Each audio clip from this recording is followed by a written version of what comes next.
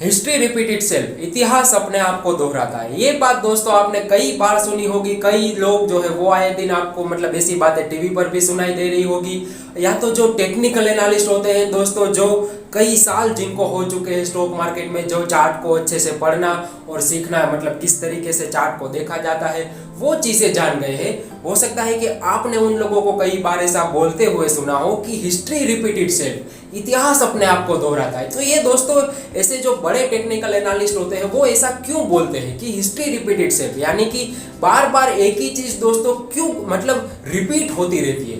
तो अगर दोस्तों आप टेक्निकल एनालिस्ट हो और अगर आप इस चीज को सीख गए, समझ गए, तो पुरानी हिस्ट्री को, यानी कि किसी भी स्टॉक के चार्ट के पुरानी हिस्ट्री को देखकर समझकर कि पहले स्टॉक में किस तरीके के पैटर्न बने थे और उस पैटर्न बनने के बाद क्या रिजल्ट मिला, अगर वो सारी चीजें दोस्तों आप चार्ट पर देखना सीख गए, समझ गए, तो फिर आप बहुत बड़ा पैसा दोस्तों मार्केट में आसानी से बना सकते हो और इजी तरीकों से, सिंपल तरीकों से बना सकते हो। ना कोई इंडिकेटर लगाए, ना तो कुछ मतलब ऐसी आड़ी चीजें जो है वो चार्ट पर लगाए, सिर्फ प्राइस एक्शन के ऊपर भी दोस्तों एक बड़े मूव जो है वो स्टॉक मार्केट में आप खेल सकते हो। तो आज का दोस्तों जो हमारा स्टॉक रहने वाला है वो अपनी हिस्ट्री को, यानी कि सेम चार्ट पैटर्न इस स्टॉक में पिछले 12 या 13 सालों के अंदर ये स्टॉक 4 बार ये सेम पैटर्न बना चुका है और चारों बार दोस्तों जब ये chart pattern same pattern stock में बना और पैटर्न का ब्रेकआउट आया, तब ये स्टॉक दोस्तों ऑलमोस्ट चारों के चारों बार इन्वेस्टरों को उस ब्रेकआउट लेवल से डबल रिटर्न 1 या 1.5 साल के अंदर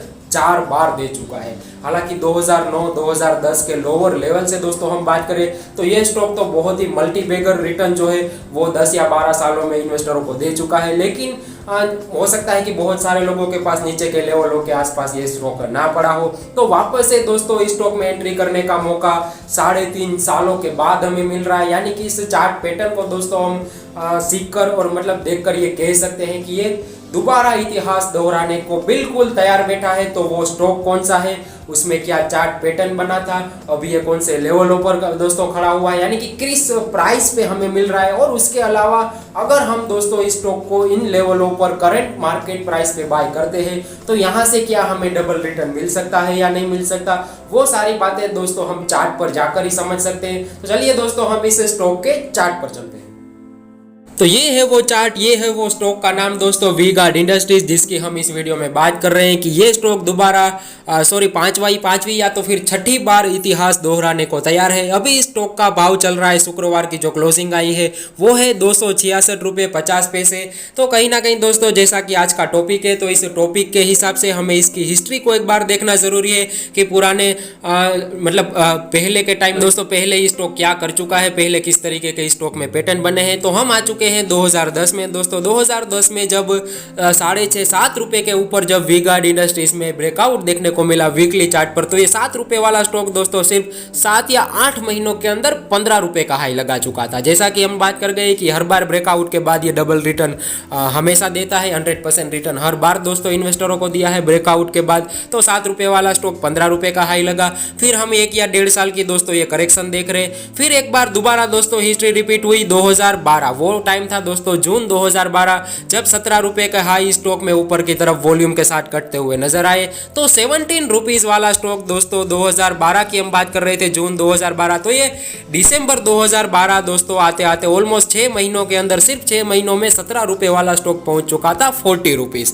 तो फिर दोबारा दोस्तों एक बार डबल रिटर्न दिया, दूसरी बार इसने 120% का रिटर्न ब्रेकआउट लेवल के बाद हमें देखने को मिला, फिर एक करेक्शन मोड में, साइडवेज मोड में ये चला गया। कहीं ना कहीं ये करेक्शन करना जरूरी भी होता है इतनी बड़ी चाल के बाद भी। तो तीसरी बार दोस्तों हम यहाँ पर देखते हैं, तो वो टाइम था दोस्तों वापस से जून महीना। पता नहीं स्टॉक को जून महीना क्यों मतलब पसंद है, हर बार दोस्तों जून महीने में ही ब्रेकआउट स्टॉक में देखने को मिलते हैं। तो जून 2014 में दोस्तों जो 42 रुपीज़ के ऊपर स्टॉक का ब्रेकआउट आया, तो वहाँ से ये सिर्फ वापस से 6 या 7 महीनों के अंदर दोस्तों 42-43 वाला स्टॉक पहुँच चुका था 87 रुपीज़, वो भी महज 7 महीनों के अंदर। यानी कि दोस्तों स्टॉक ने तीसरी बार हिस्ट्री रिपीट करी गई, तीसरी बार ब्रेकआउट लेवल के बाद हमें 100% रिटर्न देखने को मिला, फिर एक करेक्शन मोड में ये स्टॉक चला गया। कहीं ना कहीं वापस से बता दूं कि इतनी बड़ी चाल के बाद करेक्शन करना स्टॉक के लिए time wise and price wise दोनों पहलुओं पर जरूरी भी होता है। फिर वक्त आता है दोस्तों 2016, वो थोड़ा सा ये स्टॉक जल्दी निकल गया, मतलब हर बार ये जून महीने में निकलता था। तो 2016 में जब इसका ऊपर की तरफ ब्रेकआउट आया वो टाइम था दोस्तों मई 2016, यानी कि थोड़ा सा मतलब इसको हो सकता है कि ऊपर जाने की बहुत जल्दी हो, तो इसने जून महीने का इंतजार नहीं करा। और तो चलिए दोस्तों हम वापस से काम की बात करते हैं। तो उस वक्त जब ब्रेकआउट आया मई 2016 में दोस्तों, उस वक्त इसके ब्रेकआउट लेवल थे 87 रुपीज़। फिर वहां से जो दोस्तों इसमें चाल देखने को मिली, तो ये स्टॉक 87 के बाद जो 2018 में इस स्टॉक के हाई लगे, वो हाई लेवल से दोस्तों 250 255 रुपये, यानी कि जब चौथी बार दोस्तों ये स्टॉक ने ब्रेकआउट दिया, चौथी बार हिस्ट्री को रिपीट करा, तब इस स्टॉक ने डबल नहीं बल्कि 3 गुना 200% का रिटर्न दिया। लेकिन उसमें टाइम भी ज्यादा लगा, हर बार 6 या 7 महीने लगते थे। इस बार दोस्तों इस स्टॉक ने 3 गुना रिटर्न तो दिया, लेकिन टाइम जो लिया वो टाइम था दोस्तों 1.5 साल, ऑलमोस्ट 18 महीनों का टाइम लिया। फिर दोस्तों हम यहाँ पर आ जाते हैं अपनी करंट सिनेरियो पर। तो 2018 में 250 के आसपास हाई लगाने के बाद ये स्टॉक साइडवेज फिर से एक बार खड़ा है दोस्तों।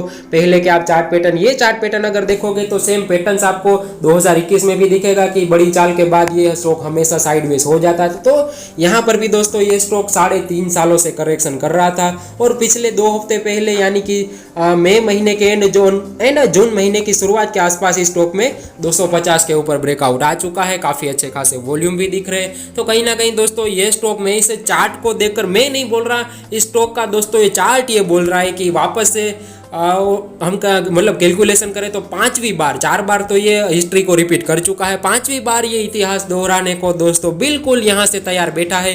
अब अगर हम डेली चार्ट पर चले तो कहीं ना कहीं एक बार छोटे टाइम फ्रेम का चार्ट देख ले, तो ये है दोस्तों मेजर सपोर्ट लेवल्स इन्वेस्टरों के व्यू के हिसाब से 220 230 रुपये। तो वहाँ तक भी दोस्तों अगर ये आ जाता है, मान लेते हैं कि 220 230 अगर ये आ भी जाता है, तो भी इस लॉन्ग टर्म चार्ट पैटर्न को देखकर दोस्तों मैं ये बोल सकता हूँ कि कोई घबराने, कोई चिंता करने की बात नहीं है, क्योंकि इसका लॉन्ग टर्म चार्ट, इसका मेजर ट्रेंड जो है वो ऊपर की तरफ रिवर्स हो चुका है। तो अब कहीं ना कहीं सूनर और लेटर, आज नहीं तो कल, वैसे भी इसका जून महीना फेवरेट रहा है दोस्तों। आपने इतिहास में 3 बार देखा, चौथी बार जब ये निकला तो थोड़ी जल्दी थी, तो ये मई महीने में निकल चुका था। वैसे भी तो इस टाइम वाइज देखे एंड प्राइस वाइज देखे और इसके पैटर्न को देखे, इसकी हिस्ट्री को देखे दोस्तों, तो हम ये कह सकते हैं कि जून महीना इसका फेवरेट है। तो इस बार जून में निकलता है, जुलाई में निकलता है, लेकिन चार्ट ये बोल रहा है कि आज नहीं तो कल इसको जाना ऊपर ही है। अब एक बार अवरली चार्ट दोस्तों मैं एक बार आपको दिखा दूं, तो यहाँ से ये स्टॉक चला था मई महीने की शुरुआत में 225 रुपये से, तो वहाँ से 285 के हाई लगे।